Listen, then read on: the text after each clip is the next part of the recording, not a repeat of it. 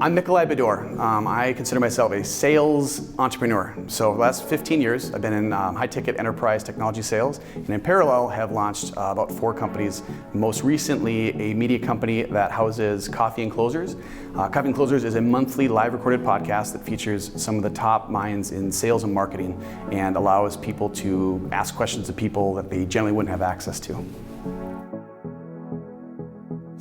So having sold, working with marketing, and running most of our marketing for some of these startups, what Smarketing means to me is it's kind of a duh conversation. It's kind of like, if you were to look it up in the dictionary, it would say, we're finally here, right? Because playing both sides, you kind of see that sales is the vocal mouthpiece of marketing. Marketing is sales, and sales is sales, and sales is marketing, and marketing is sales. Meaning, marketers sell by content, right? By assets. Salespeople sell with, their mouths, if you will, and committing promises and delivering on those promises. But they're the same thing. It's just sales delivered 2 different ways.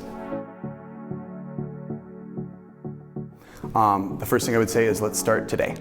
What was in the past was in the past. We can't fix that. Let's start today. It doesn't need to be a monumentous announcement. It just needs to be a hand across the table to say, hey, guess what? We're the same, we're just different. We do the same job, we just deliver it 2 different ways. How can we partner up together? Something that I'm a huge fan of is reaching across the table, inviting said person out to say, how can we collaborate? Here's one way we can do that, is to put together kind of a plan that both you and I are going to agree to, and we're going to execute it. And it isn't just verbal, it's like documented, a joint marketing plan. And we're going to check little boxes that we're going to work together, because at the end of the day, I've got quota, and it's, we assist each other. You get bonused on said metrics, I get bonused on said metrics. What if we were to partner up together? I know we'd be strong. The other thing I would do is invite them to sit in, and vice versa. The marketing person to say, sales, come in here and take a peek at this asset that I'm trying to build in the field that you're in right now and we're having conversations. Does this pair up? And vice versa, when the marketing person is meeting with the salesperson to say, ooh, we actually don't do that. To hold each other accountable and start with the power of 2, right? Like, build one relationship if you're a big organization. If you're a small organization, I think I would just amplify that concept. Take the groups and mash them together, put them in the same room. Because you end up seeing there's empathy on both sides for what you do. You appreciate marketing, you appreciate sales so much more if you know what's going on versus living in kind of a siloed community, I think what I would do is be proactive. Salespeople, especially if we're in a new business development role, we have to be proactive to hit our quota, okay? Marketing people in some instances don't have to do that. Right? They don't have to do that, and that's good for them because they're on the creative side, right? And they like to kind of sit in their zone and put together assets that really speak to their prospective customers. What if they were to be proactive and sit down with a salesperson? And for once, salespeople aren't really appreciated, let's just be honest. You know what I mean? Nobody in the market likes a salesperson until they trust them, but everyone, and marketing people probably feel the same, maybe. What if they were to be proactive and say, hey, salesperson, I appreciate what you do. I don't fully understand it, but I'm trying to write assets that really speak to the people that you're trying to do business with. And that salesperson being one, I can guarantee I'd be flattered, first of all.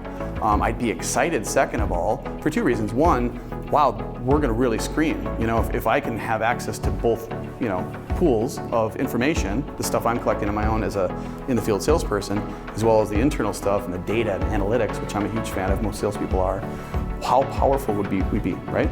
But number 2 is, I've now got a partner in crime. Do you know what I mean? I've got somebody, because it's a lonely world when you're out in the field traveling around selling stuff, or even if you're on the phone, But when you can have somebody at your side to talk about deals, to share in the spoils, share in the frustrations, share in the lack of success, then that builds a brotherhood and sisterhood that can't be broken. And even if it's on just a one-to-one basis, he's the example before where it's a smaller organization. If you can do all the marketing and all the salespeople working together and leading with marketing, reaching out to sales, I don't know how that couldn't work. Well, first of all, what I would do is I'd begin that collaboration now. I would plan an off-site kind of get together, something that is fun, where it is loose, it is not canned, it is not in some stuffy little boardroom, and then forced, right? I would invite those two parties together to say, hey, we're gonna do some things different in 2020. What we're gonna do is we're gonna become one, you know?